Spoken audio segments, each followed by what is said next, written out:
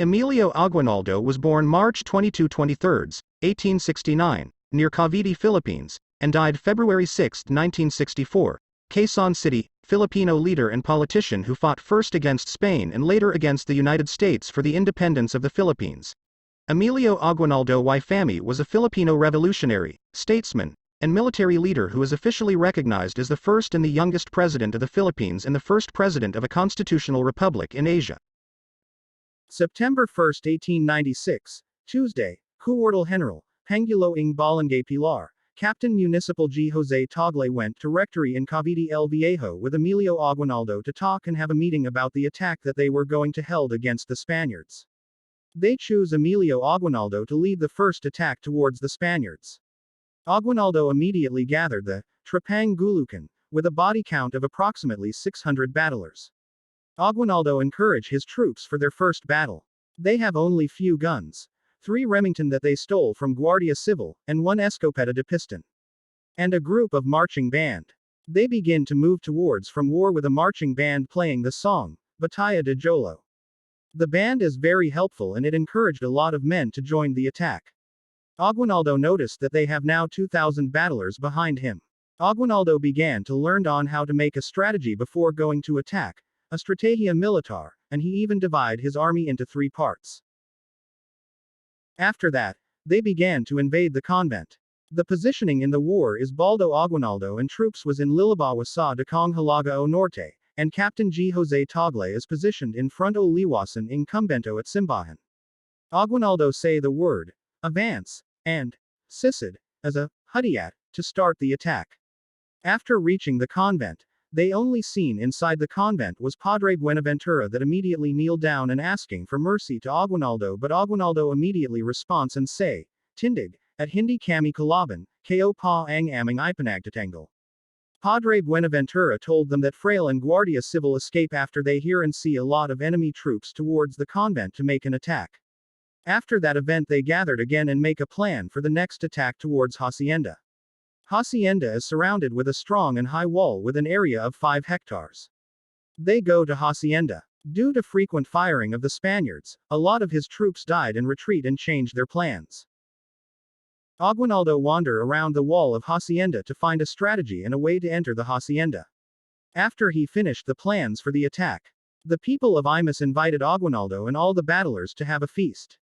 The number of battlers increases up again to 2,000. And after that he passed the leadership to Jose Tagle to make and lead the battlers in war. Aguinaldo and his troops went to Cavite el Viejo to secure that Cavite el Viejo is safe. The article also shows the family-orientedness of Emilio Aguinaldo because despite of being busy, he also managed his life and visit his family. I see the unity of all the Filipino because Ginong Macaria Oles offers her bangan ng pele and her meats to the poor. The mother of Aguinaldo is also generous. She also offers her bangan ng pele and gives her meat to soldiers who are injured in the hospital. I can see in this scene the of charity of Filipino people because of what they want to get, and that is only freedom.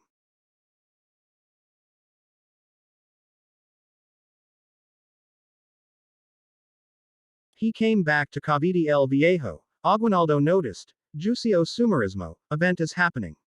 The bankero named Gaudioso Samanigo is the person who transport Cura Fray Fidel de Blas who went to Cavite. Gaudioso have been condemned to death because of helping Cura Fria to escape. The penalty is being waited for the approval of Aguinaldo, but Aguinaldo doesn't want Gaudioso to be penalized because Aguinaldo is very mindful and he saw the other side of the story. The bankero only did his job as a bankero, and Aguinaldo believes that the bankero is willing to help the Filipinos to get the freedom. The reaction of Punong Bayan Tirona is happy to see Aguinaldo is safe.